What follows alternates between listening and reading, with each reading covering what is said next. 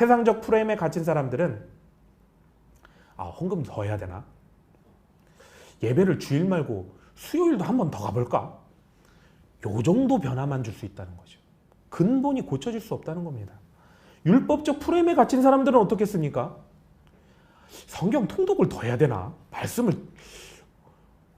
몇 독 안 해서 이런가 봐. 기도 시간이 짧아서 그런가?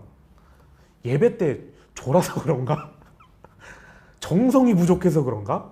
이 정도까지만 생각하고 본질에 닿을 수 없다는 겁니다.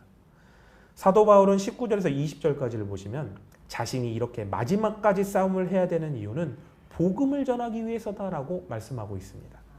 이렇게 사도 바울은 확고한 복음의 프레임, 복음의 이념과 신념으로 무장했기 때문에 자신이 어떤 말을 해야 되고 또 무엇을 해야 되는지에 대해서 명확히 설정하고 나갈 수 있었다는 것이죠.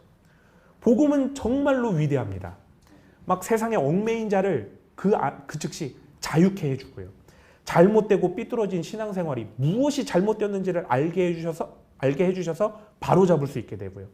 인생의 목적지를 세상에서 끝나는 것이 아니라 바로 천국까지 향하게 해서 참 생명을 얻게 해주시고 정말 인본주의적으로 점철된 이 악한 세상의 모든 신념들을 다 때려 부시는 것이 바로 하나님 주시는 복음이라는 것이죠.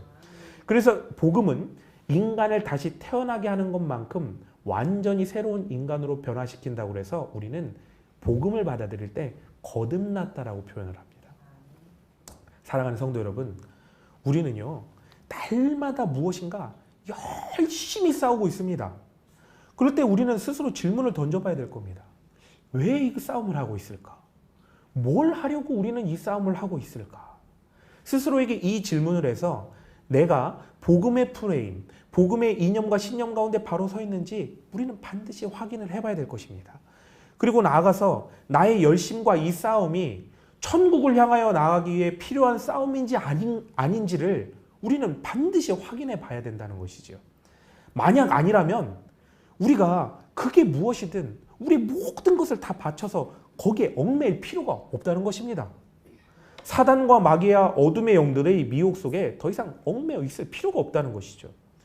세상과 사단과 마귀와 어둠의 영들은 이미 자신들이 다 짜놓은 그 프레임 속에 우리들을 가두어 놓고서요.